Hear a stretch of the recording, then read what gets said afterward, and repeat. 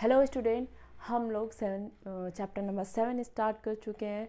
अब उसमें हम लोगों ने दो तीन टॉपिक पढ़ लिया है। अब हम पढ़ने जा रहे हैं नेक्स्ट टॉपिक, जिसका नाम है कंजप्शन फंक्शन। कंजप्शन फंक्शन या प्रोपेंसिटी टू कंज्यूम। प्रोपेंसिटी मतलब क्या होता है? एबिलिटी होती है, ठीक है, एबिलिटी। अब देखते हैं डेफिनेशन क्या बोलता है।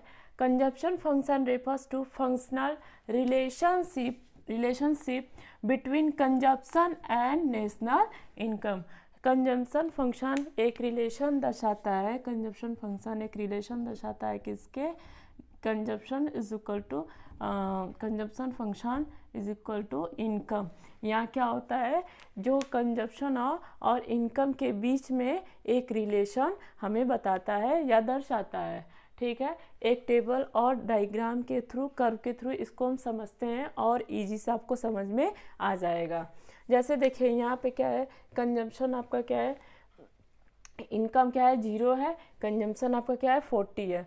अब ये 100 है तो ये आपका क्या है 120 है, 200 है तो कंजम्पशन 200 है, 300 है तो 280 कंजम्पशन है, ठीक है। कंजम्पशन मतलब कि देखो यहाँ पे क्या हो रहा है, अगर आपका इनकम हो या ना हो लेकिन कंजम्पशन तो होगा ही होगा, या आप कमाओ या ना कमाओ लेकिन आपको तो खाना तो है ही है, तो खा रहे हो तो कंज्यूम कर रहे हो ना, तो आपका कंजम्पशन हो रहा है। इनकम लेवल भले ही 0 हो, भले ही कुछ मत कमाओ, ठीक है।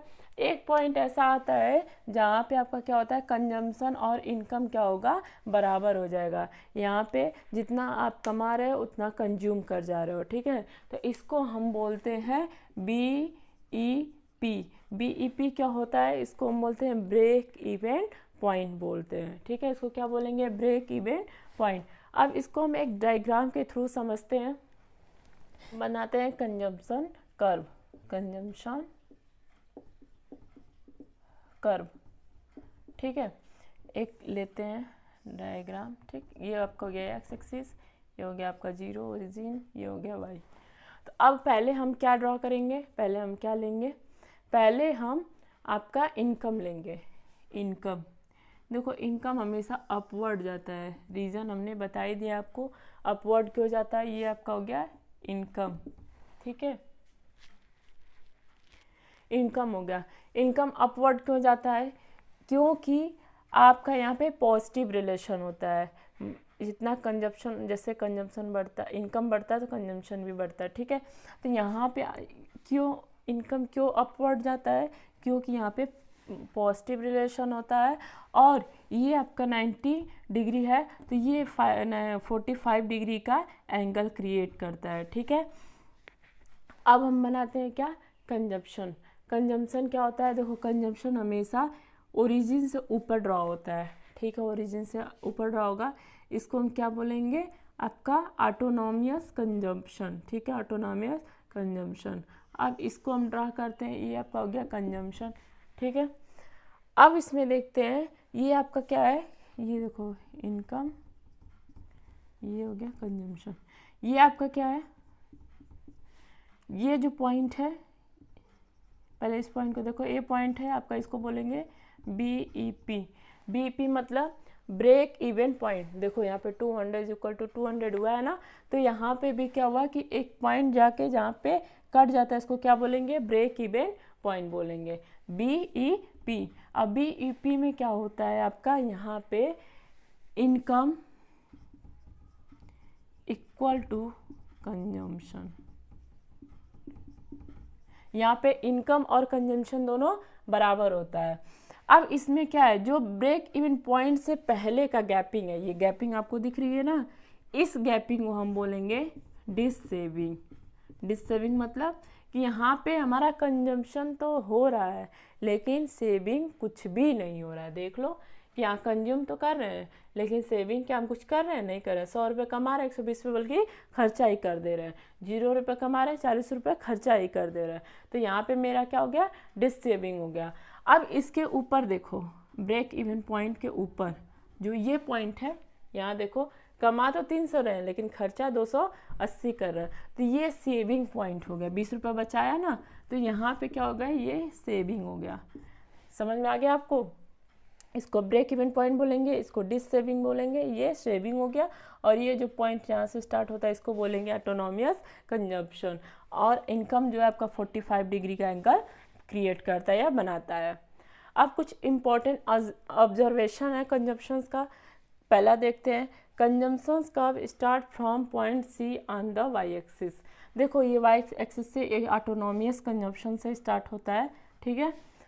अब next point, consumption curve slope is positive. Consumption curve का स्लोप क्या है, पॉजिटिव है। बिकॉज क्योंकि यहाँ जो होता है रिलेशनशिप होता है इनकम और कंजम्पशन के बीच में, वो क्या होता है आपका पॉजिटिव होता है, ठीक है। नेक्स्ट देखते हैं, when income is less than consumption that before BEP this gap is covered by this saving. जो BEP है, ब्रेक इवन पॉइंट है, उससे पहले का जो गैप है उसको क्या बोलेंगे, डिस सेविंग बोलेंगे। Next, when income is equal to consumption this point is known as break even point at point is 0। हम क्या कहेंगे, जहाँ पे आपका कंजम्पशन और इनकम इक्वल होता है इसको हम ब्रेक इवन पॉइंट बोलते हैं। और इनकम और कंजम्पशंस क्या होता है, यहाँ पे इक्वल होता है। सेविंग क्या होती है, यहाँ पे सेविंग इज इक्वल टू 0 हो जाती है।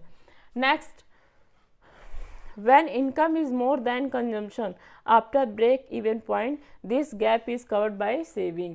जब आपका क्या होता है, इनकम कंजम्पशन से ज़्यादा होता है, इनकम क्या होता है, कंजम्पशन से ज़्यादा होता है, तो उस गैप को हम क्या बोलेंगे, सेविंग बोलेंगे, सेविंग।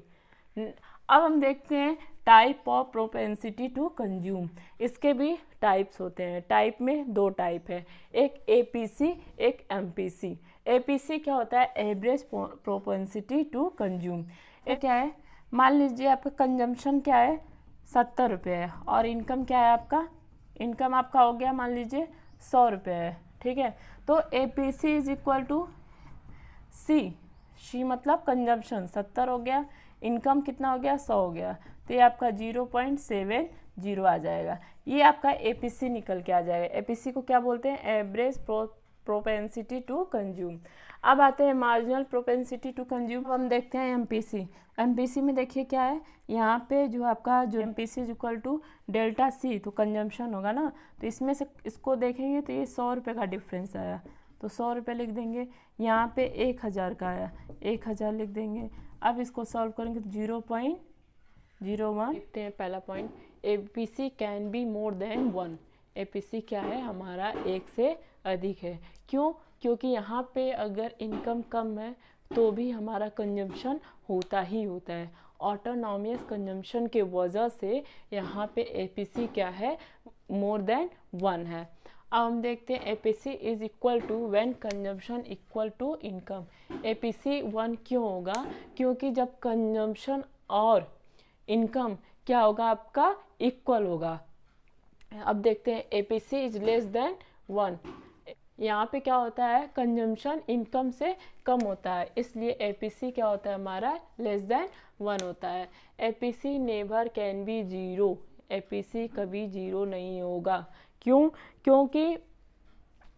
क्योंकि हमारा इनकम हो या ना हो लेकिन खर्चा तो होना ही होना है, इसलिए यहाँ पे APC आपका 0 कभी नहीं होता। APC fall with increases in income. APC गिरेगा जब हमारा इनकम इंक्रीज होता है। अब आते हैं कुछ important points about MPC। MPC क्या होता है, value of MPC varies between 0 and 1।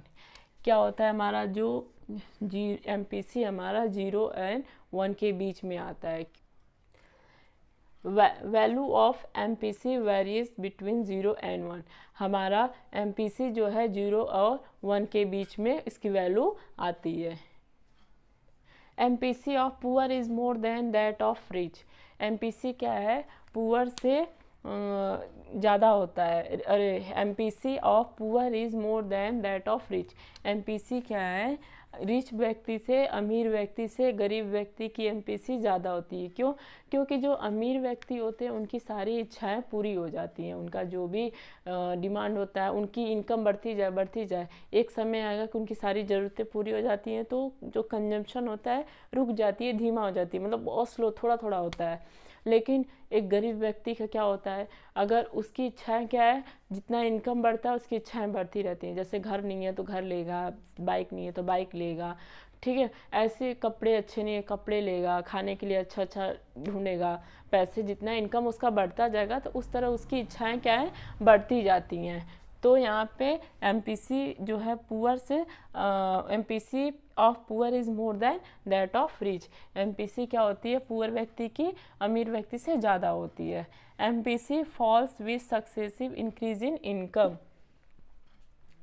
PC क्या होती है, गिरती है। अगर इनकम आपकी इंक्रीज हो रही है, बढ़ती जा रही है, तो ज़रूरी नहीं है ना कि आपकी जितना इनकम बढ़ती जाए उतना खर्चा भी बढ़े, तो ऐसा तो होता नहीं है।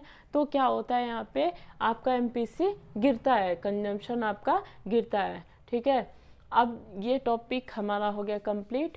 Thank you so much. हमारे चैनल को लाइक और सब्सक्राइब कीजिए। Thank you.